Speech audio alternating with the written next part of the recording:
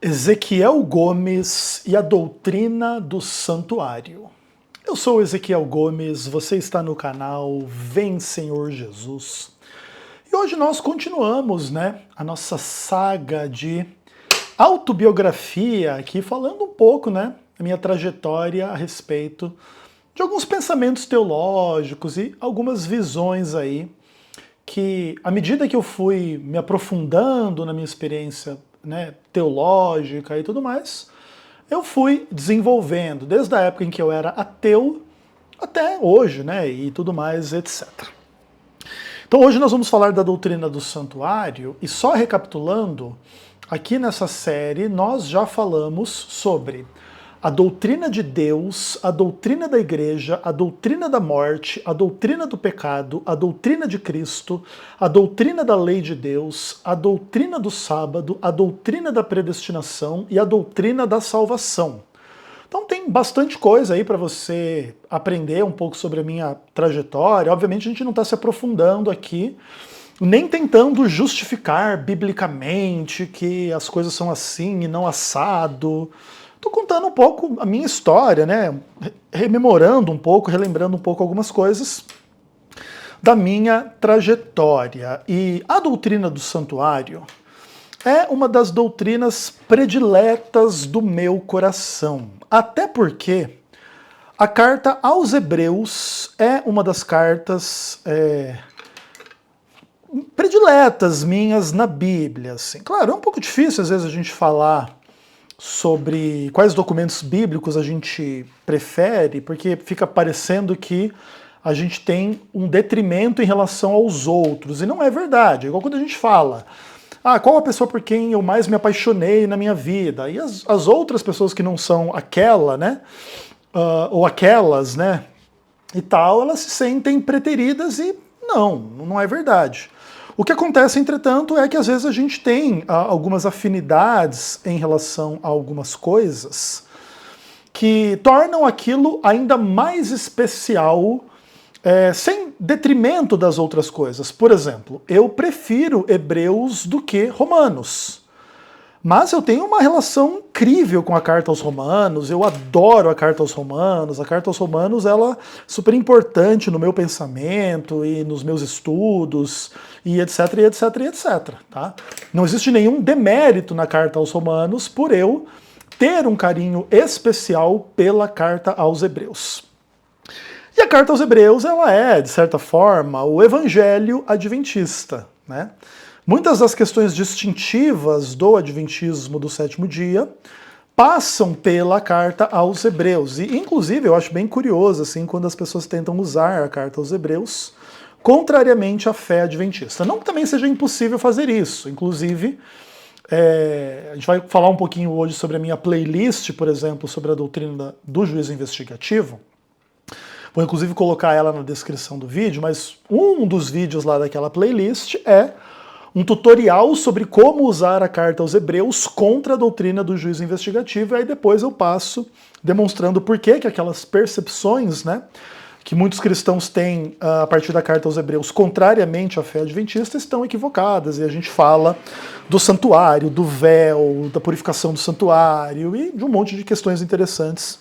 Se vocês quiserem se aprofundar na discussão bíblica, vai ter aí muito conteúdo para vocês, caso desejem, tudo bem? Mas vou relembrar um pouco algumas questões assim da doutrina do santuário na minha experiência. Bom, a doutrina do santuário vai ser uma doutrina que eu só vou saber que ela existe a partir da leitura do livrinho Um Novo Mundo, que foi logo após o meu batismo na Igreja Internacional da Graça. Inclusive, eu acho que eu até já mostrei aqui em algum ponto, tipo, um esqueminha aqui, que tem nesse livro sobre o santuário e tal.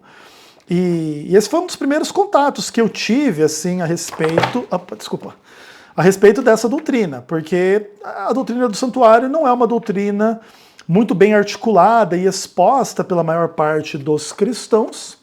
Então tá aí o livrinho Um Novo Mundo falando do diagrama do santuário, do pátio, lugar santo, lugar santíssimo, e não sei mais o que. E o ensino a respeito do santuário terrestre, do santuário celestial, são muito pouco enfatizados, se é que existem na maioria das igrejas, e no catolicismo, no mundo evangélico, no mundo dos espíritas e tudo mais. E só quando eu conheci o livrinho Um Novo Mundo é que eu tomei consciência de que existia algo como uma discussão desse tipo. Só que no início, quando eu conheci o livrinho Um Novo Mundo, eu ainda era muito cru em termos de estudo teológico. Eu estava muito longe de ser um teólogo, um pastor, um estudioso, nada do tipo, assim. Eu era uma pessoa com muito pouca experiência com a Bíblia, inclusive com Deus e tal, estava naquela jornada lá no comecinho. Mas já entrei em contato, já estudei um pouco o que havia para estudar, achei tudo interessante.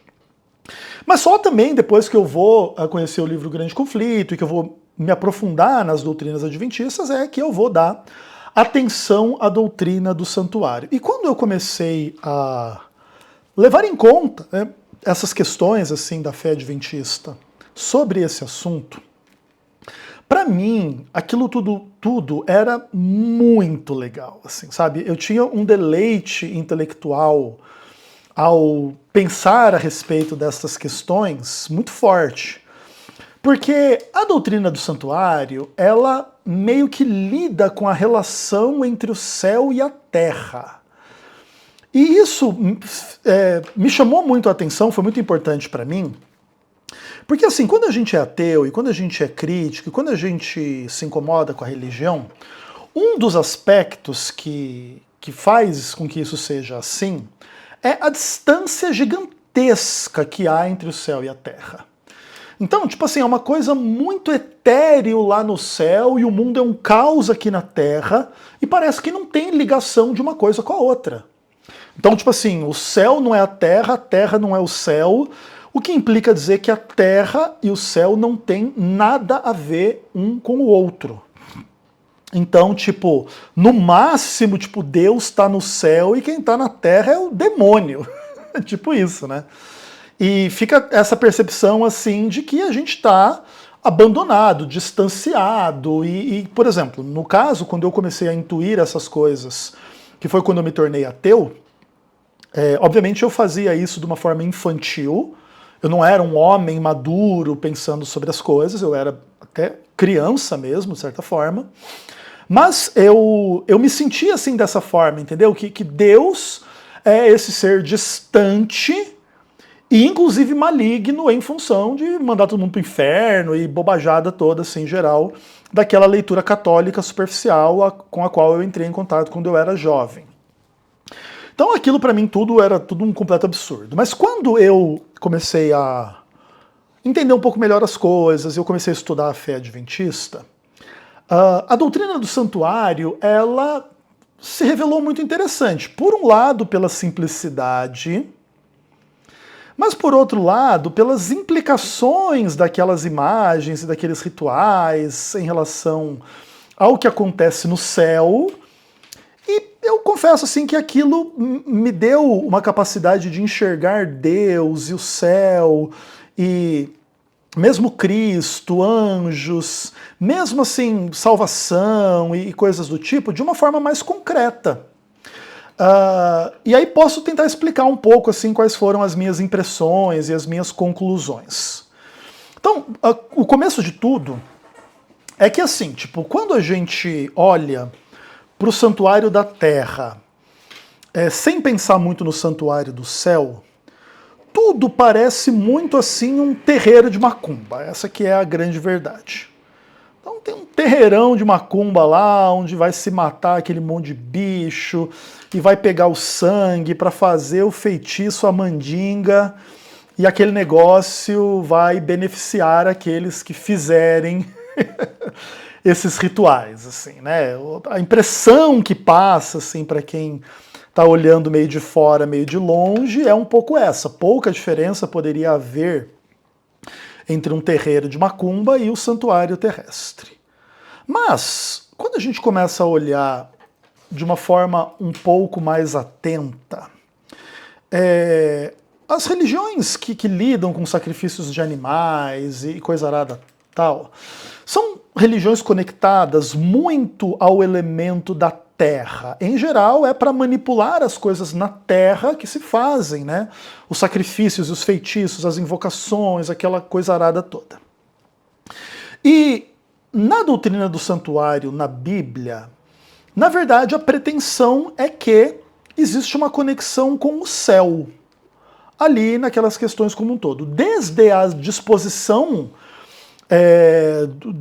dos móveis, do lugar, daquela coisa arada toda, do candeeiro, da mesa da proposição, do altar de incenso, da pia lá não sei das quantas, do lugar santíssimo, do véu e algumas coisas assim desse tipo. Então a ideia é que, de alguma forma, o céu tem um pouco de algo parecido com aquilo. Então, por exemplo, ao invés de ser uma coisa imaterial, ou no máximo assim feita de nada e nuvens, o céu agora é pelo menos um palácio, né? Com um trono, uma antessala, um castiçal, uns pães. Lá no trono tem uns anjos e tem uma glória, o Shekinah, não sei o quê. E tipo assim, eu fui começando a ter uma visão mais concreta do céu, né? Pensando assim naquelas dinâmicas. E a ideia de que os sacrifícios de animais, eles eram meramente assim um anúncio de que um dia o Cordeiro de Deus, Jesus, seria sacrificado, também me trouxe assim uma visão mais interessante das coisas, porque o que acontece? A ideia do sacrifício de Jesus é uma coisa que eu sempre ignorei na minha vida, mas quando eu contemplei assim com seriedade e eu abri o meu coração para tentar entender ali a lógica cristã a respeito disso, eu percebi assim que a cruz era o lugar, ou um dos lugares mais extraordinários da história da humanidade, né? De certa forma, né? É o lugar onde o único homem de verdade, aquele que inclusive é Deus e homem ao mesmo tempo, morre em função dos pecadores, inclusive demonstrando uma coragem e um caráter que é mais ou menos o oposto dos homens, que são todos egoístas, inclusive eu, inclusive você, inclusive todos nós. E a história do sacrifício de Cristo é uma história que inspira o absoluto oposto do egoísmo, né? Não quer dizer que a história da cruz não deixa de ter as suas complexidades em relação à violência, crueldade, dor, por que que isso foi exigido. Essas discussões elas são um pouco problemáticas e um pouco complexas, assim. Os ateus, inclusive, detestam, né, esse papo como um todo, naquilo que eles entendem realmente, que é de fato Deus. Ele pode não ser tão egoísta, mas ele é arbitrário, maligno e maldoso, inclusive porque também eles falham em compreender Deus em Cristo e Cristo em Deus, e eles pensam que é Deus mandando outra pessoa ali resolver o problema, então Deus está sendo cruel com aquela pessoa, Jesus, né? Diferente, inclusive, do que é o testemunho bíblico, né? Deus estava em Cristo reconciliando consigo o mundo. Mas o fato é que essas questões da cruz, assim, elas são super profundas, super interessantes e tal, mas a doutrina do santuário, ela coloca novas dimensões sobre essa história. Então, a primeira dimensão é a dimensão profética. Durante não sei quantos séculos, sei lá, 1500 anos, algo do tipo, ou até mais, se você for pensar na prática patriarcal dos sacrifícios, o povo de Deus fez sacrifícios que de alguma maneira ou simbolizavam, ou prototipavam, ou tentavam materializar já no passado um sacrifício que seria feito no futuro, né? Então, assim, tipo, aquilo era uma coisa muito interessante, assim, do ponto de vista de quem gosta, né, de discussões, assim, sobre o tempo, a história, a profecia, a predestinação. Então, por exemplo, assim, é muito louco você pensar que por 1500 anos as pessoas mataram animais em um ritual divinamente instruído e inspirado para o perdão dos pecados, e tudo aquilo é o símbolo de uma revelação divina, cuja implicação é que no futuro o próprio Deus se faz homem, morre para perdoar os pecados. A doutrina do santuário, ela dá forma à doutrina da cruz, ela dá conteúdo à doutrina da cruz de uma forma incrível, assim. O que, inclusive, é muito irônico diante do fato de que a leitura maldosa, superficial e diabólica que muitos anti-adventistas fazem é que a doutrina adventista do santuário é contra a cruz. A pessoa que pensa isso, ela não entende nada ou ela é absolutamente maldosa, porque é o absoluto oposto. A doutrina do santuário, ela dá absoluta glória à cruz de Cristo. Até porque, sem o derramamento do sangue do Cordeiro, nada no santuário funciona dali para frente. Se não houver o sacrifício do Cordeiro inocente, imolado em lugar do pecador, não tem sangue para ser manipulado e jogado lá no véu, e feito o ritual da expiação. Depois não tem dia da expiação para limpar o santuário das impurezas e blá blá blá e etc. Então, a grande verdade é que o sacrifício do cordeiro, vamos colocar dessa forma, e óbvio, existiam outros sacrifícios, né, de outros animais também e tudo mais, mas vamos resumir tudo no sacrifício do cordeiro. Sem o sacrifício, nada no santuário funciona, né?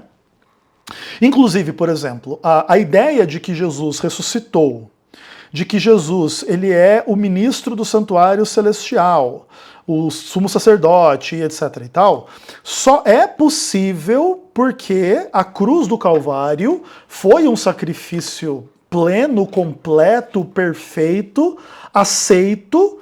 E aí ele pode ressuscitar, e aí ele pode ser o Senhor do santuário celestial, o sumo sacerdote, estar à destra do trono da majestade nos céus, e etc, e etc, e etc. E todas as narrativas bíblicas surgem desse fato.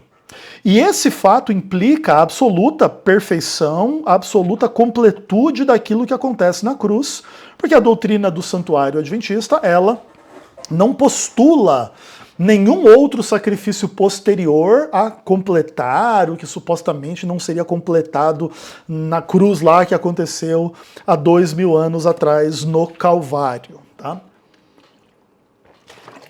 E à medida que eu ia compreendendo estas coisas, e eu ia entrando em contato com as críticas à fé adventista por parte dos evangélicos e coisa arada tal, eu percebi assim o quão burras eram as críticas ao adventismo.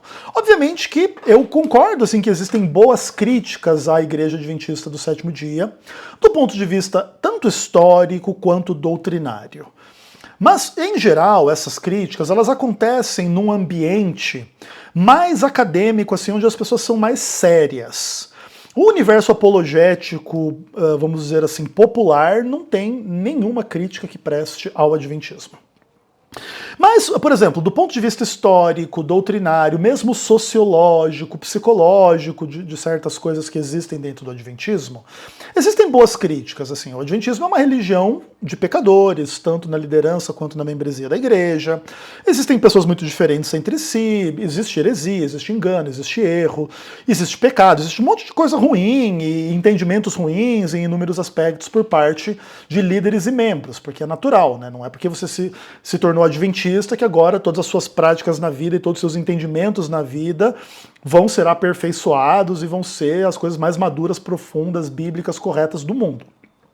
Mas a grande verdade é que esses problemas que se podem apontar no adventismo também existem da mesma forma ou de forma um pouco diferente nas outras religiões, e na real mesmo o universo apologético anti-adventista em ampla medida é uma piada e nada mais do que uma piada. E se você quiser pensar que é algo mais do que uma piada, é uma coisa satânica. Tá? Então a gente ainda trata como uma piada para não pegar mais pesado com os nossos detratores e críticos. Ainda que também a gente possa fazer uma leitura benevolente das intenções dessas pessoas, das crenças dessas pessoas, e tentar entender um pouco assim o que elas querem dizer. E também, assim, a partir do ponto de vista que você compreende que essas pessoas mal conhecem a Bíblia, mal conhecem as discussões e tal, você acaba lembrando que você está diante de pessoas em ampla medida ignorantes, um pouco fanáticas e um pouco com medo das implicações do adventismo sobre a sua própria vida e a sua própria religião, e que acabam sendo maldosas e estúpidas, não exatamente porque elas querem, mas porque é só o que elas sabem ser. Então também a gente pode ter um pouco de misericórdia dessas pessoas. Mas o fato é que essa é uma discussão bem interessante. Mas aí o que acontece? Para além da cruz do Calvário, a doutrina do santuário, ela abre essas margens assim para a gente entender o que acontece no céu a partir da ascensão de Cristo e até a segunda vinda, de uma forma muito mais legal assim do que é a percepção da maioria das pessoas. Tipo assim, olha, a maioria das igrejas, assim, pelo menos tal qual eu compreendo, e talvez até também nem tenha me aprofundado tanto, mas eu acho que o mais ou menos o geral é que a maioria dos católicos e evangélicos não tem uma visão clara sobre o que acontece no céu entre a ressurreição de Cristo e a segunda vinda de Jesus, e depois os aspectos finais até existir assim o contexto da eternidade. E em ampla medida, isso é exatamente o sintoma da ausência, da falta, né, da doutrina do santuário. Né? Porque ainda que a visão adventista ela contém alguns paradoxos, algumas polêmicas e algumas questões complexas, pelo menos existe uma forma mais ou menos do que ali acontece. E aí, obviamente, existem algumas questões um pouco complicadas a respeito do universo da expiação. Ou assim, tipo... enfim, todo esse contexto, por exemplo, assim, de mediação é uma coisa importante, que vai ter implicações para discussões entre o protestantismo e o catolicismo. Existe aquela coisa de intercessão, que também tem que ver um pouco com isso. E o que acontece, assim, tipo, a doutrina católica, ela acaba tendo uma implicação em relação a estas questões, que, de alguma maneira, faz frente à doutrina adventista do santuário. Que basicamente é de que os mortos não estão mortos e os santos mortos, aqueles que realmente são dignos e beatos e santos e blá blá blá, eles estão no céu e eles estão materializados na terra em forma de estátuas. E você pode ser devoto dessas estátuas como quem é devoto do morto que não está morto, que está no céu. E aí você tem todo um modelo de mediação e intercessão por parte de Maria e dos santos, e aí as pessoas vão sendo abençoadas, e uma vai conseguindo um milagre, outra vai conseguindo um emprego, outra vai conseguindo um marido, aí é o Santo Antônio, é o São José, é o São Tadeu, é não sei o quê. E isso cria um contexto muito interessante, assim, porque você tem a tendência humana à idolatria, tanto das estátuas quanto das figuras humanas representadas pelas estátuas. Você tem as cobiças humanas, então tem tipo o Deus ou o santo do casamento, da causa impossível, da saúde, da não sei o quê, a Santa Maria não sei das quantas, Santa Maria não sei das outras quantas também. E você vai criando assim um jogo de, sei lá, de Pokémon, assim, onde os santos são esse monte de Pokémon que existe, assim. E as pessoas vão devotando, uma devota a um lado, outra devota a outro, mas tudo vai cair na idolatria e na oração aos mortos e etc, e etc, etc. Que inclusive, né, no final das contas o morto não está morto, aí todas aquelas crenças que a gente sabe bem como que funcionam, assim. E quando o protestantismo rompe com Roma, rompe um pouco com essas ideias da idolatria, ainda que eles mantenham a doutrina da imortalidade da alma, o que é uma incoerência, porque, pelo menos na visão católica, existe um link entre a idolatria e a imortalidade da alma. Né? Aí os evangélicos ficam só com a alma imortal e eliminam supostamente a idolatria, e eles vão idolatrar os líderes vivos, não estátuas e coisas do tipo. E eles vão querer discutir essas coisas de mediação e intercessão, que é só Jesus que faz, e não Maria e os santos e tal, mas seja como for, Jesus faz. Então, o que acontece, assim, o evangélico médio, ele também tem uma percepção de que, de alguma forma, que Jesus faz entre a sua ressurreição e a sua volta? Ele faz mediação e intercessão. Ok, já é um avanço, vamos colocar assim. Então, não existe inatividade no céu e coisa arada do tipo. E aí, entra um pouco de discussões a respeito, assim, um pouco da concessão da salvação às pessoas à medida que o tempo passa, né? Porque, por exemplo, os patriarcas, eles pregavam e eles entendiam um sacrifício futuro, provavelmente, com todos aqueles rituais que eles faziam no passado. Aí, então, tem um passado que olha para o futuro, e de repente esse futuro chega, e esse futuro é a cruz do Calvário. E aí, depois que Jesus morre e ele vence a morte, vai acontecer um futuro da perspectiva da cruz, que tem que ver com toda a história da igreja, até a segunda vinda de Cristo e a eternidade. Então, o que acontece? Esse Jesus que morreu na cruz, ele não está em um estado de inatividade até a sua segunda vinda. Ele está, no mínimo, em termos de mediação e intercessão. E aí, o que acontece? A doutrina do santuário dentro do Adventismo, ela inclui um desdobramento lógico dessas atuações de Cristo, que tem que ver com a doutrina da expiação. E nesse aspecto, assim, a burrice evangélica e a falta de conhecimento dos evangélicos em relação à Bíblia acaba fazendo com que surjam, assim, algumas impressões negativas a respeito da doutrina adventista, e aí que vai se desenvolver a bobajada toda de que a doutrina do santuário ela é contra a cruz. Primeiro que já demonstrei aqui que não é, porque o santuário sequer funcionaria sem o sacrifício perfeito do Cordeiro perfeito. Então, se o santuário celestial está em funcionamento, é porque o sacrifício foi perfeito e foi consumado e coisas do tipo, etc e tal. Só que a partir do momento em que o Cordeiro era morto no santuário, o que acontecia lá no santuário terrestre, que é uma sombra e figura das coisas celestiais? O sangue era trazido para dentro do santuário. E aí, obviamente, que isso vai ter uma implicação em relação à doutrina do santuário celestial. O Adventismo não entende que Jesus derrama sangue lá no santuário celestial para perdão dos pecados, tá? O que acontece é que, em função do sangue que ele derramou na cruz e da sua ressurreição, a presença dele no santuário celestial é tipo a presença do sangue, entendeu? É a presença daquele que derramou o sangue e venceu a morte. E agora, simbolicamente e na prática, os benefícios que Jesus adquiriu no derramamento do seu sangue na cruz em favor da humanidade podem ser distribuídos a partir do santuário. Inclusive é por isso que Jesus faz mediação e intercessão em favor das pessoas.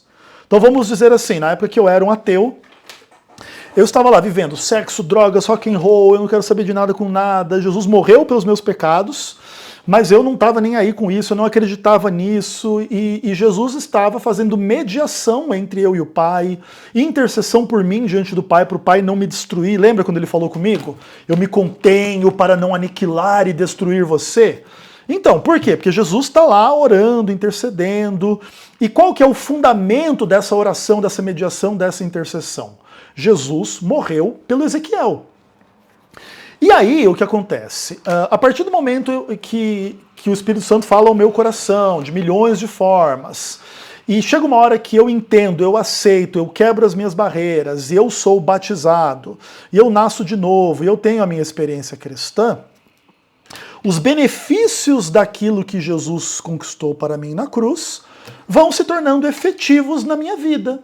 E Jesus vai transformando a minha vida, vai me abençoando, vai me usando, vai transformando Ezequiel Gomes de um roqueiro de heavy metal do Satanás em um pastor adventista do sétimo dia, né? Que é exatamente o que Jesus fez na minha vida.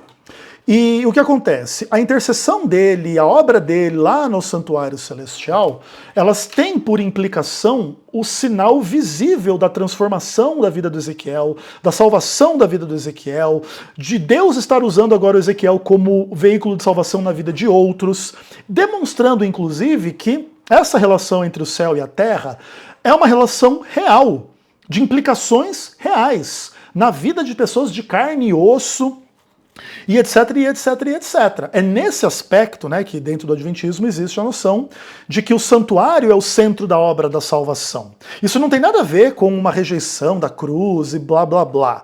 Isso tem que ver com o fato de que é no santuário que Jesus, como mediador, intercessor, e Senhor, e Salvador, e etc., ele distribui essas bênçãos, e inclusive através do Espírito Santo, através dos anjos, através de inúmeras coisas assim que tornam o céu esse lugar de incessante atividade de salvação.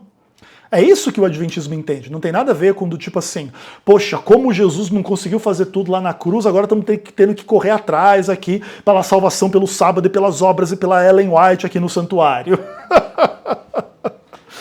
O evangélico que tenta distorcer a nossa doutrina para implicar, inclusive, que a doutrina do santuário é herética, é ele próprio um herege e um retardado mental, tá bom? Para deixar bem claro para vocês aqui. Isso também não quer dizer que a doutrina do santuário ela não contém assim complexidades e discussões um pouco difíceis. E eu também entrei em contato com essas complexidades e questões difíceis. A própria ideia do dia da expiação é uma discussão, porque muitos pensam que a cruz seria o melhor momento para pensar lá no dia da expiação do que alguma coisa lá em 1844. A ideia de uma relação entre lugar santo e lugar santíssimo também é percebida como problemática em termos assim, Jesus não está no lugar santíssimo desde a ascensão, e que sentido há uma mudança disso, 1844 ou não. Os próprios cálculos em torno de 1844, ainda que alguns tentem fazer com que tenham precisão matemática e astronômica e o que, não é bem essa a realidade, tá? O fato é que existem formas um pouco diferentes de você tratar lá o decreto para restaurar e edificar Jerusalém, o dia da Páscoa, o dia da morte de Jesus, isso ou aquilo, dependendo de como você tratar essas coisas. Por exemplo, a data de 22 de outubro de 1644 pode ser questionada, sem assim que isso seja uma absoluta infidelidade à palavra de Deus, até porque essa data demanda o estabelecimento de outras datas fora da profecia bíblica. Fora da profecia bíblica eu digo no seguinte sentido: você decretar qual foi o ano da data do decreto de Artaxerxes para restaurar e edificar Jerusalém depende de um decreto que aconteceu na história e que não está escrito na Bíblia quando que ele aconteceu. Então ele pode ter acontecido alguns anos para cá, alguns anos para lá, e a gente precisa entender que quando a gente trabalha um pouco desses assuntos dentro do Adventismo, pelo menos essa é a minha visão, a gente não deveria tentar fazer a leitura mais fundamentalista, taxativa e matemática dessas questões, mas abrir um pouco a perspectiva para uma visão um pouco mais tolerante a possíveis datas e visões um pouco contrárias. Então eu entendo todas essas coisas, e aqui a gente entra no aspecto de que a doutrina do santuário, especialmente a partir do estudo de Daniel e Apocalipse, é assim um dos estudos mais fantásticos que existem na palavra de Deus. Na minha série sobre o juízo investigativo, eu tenho alguns vídeos e algumas mensagens que eu considero assim preciosas em relação a isso, sabe? Eu exploro as grandes questões adventistas na relação entre a doutrina do santuário e do juízo investigativo em Levítico, em Daniel, em Hebreus e em Apocalipse, que são, de fato, né, os livros mais importantes para as nossas doutrinas adventistas em relação a essas discussões. E, por exemplo, quando eu falo do livro do Apocalipse, eu falo do ritual levítico no livro do Apocalipse. Cara, esse vídeo é um dos mais legais que existem na internet, eu tenho certeza, do ponto de vista de estudo de teologia em relação a essas questões.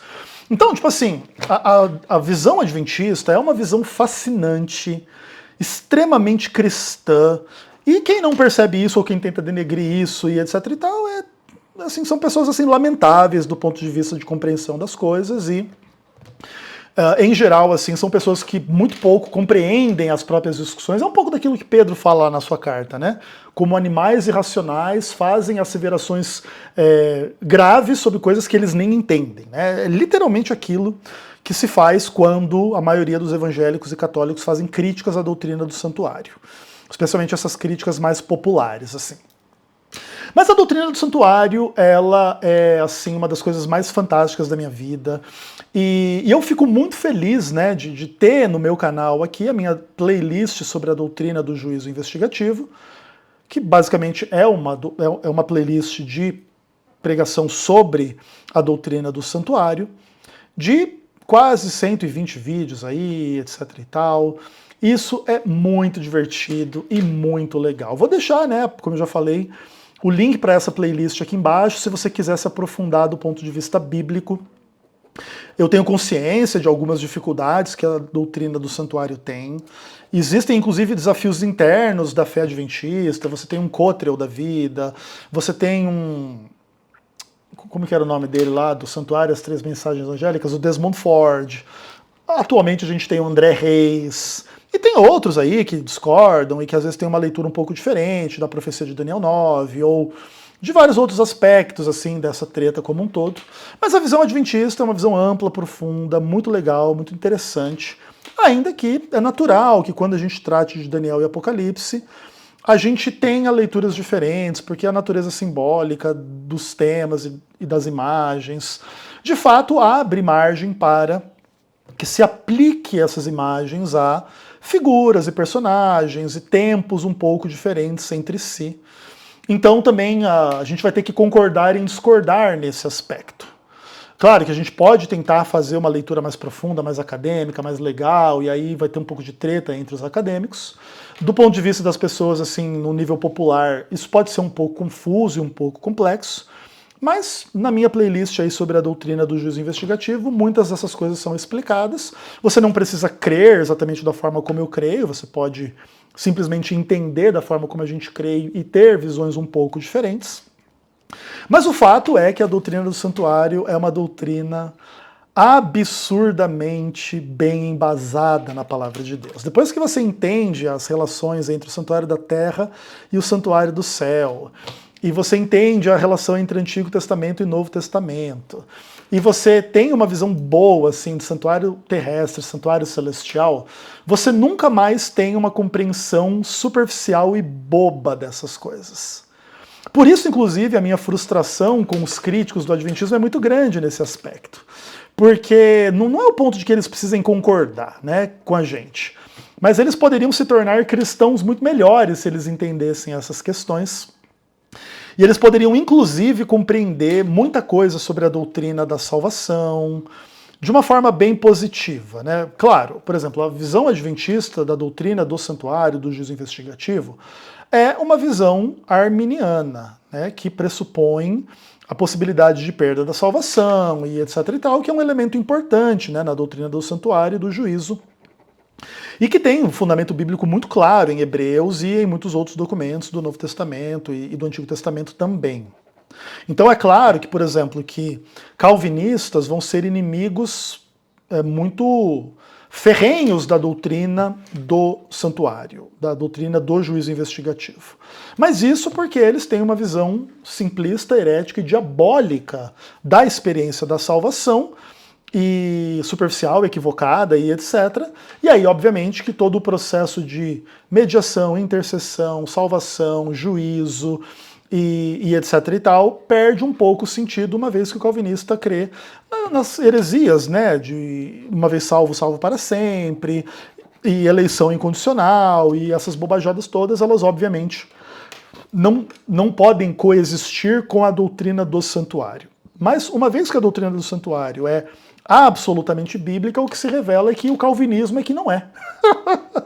E ainda que isso fira o orgulho dos calvinistas por terem que admitir que a seita da maluca da Ellen White tem uma visão bíblica muito melhor do que a visão calvinista, a gente entende que Deus predestinou isso aí para humilhar eles, porque, né, Deus gosta de fazer coisas desse tipo com pessoas que se julgam acima da carne seca.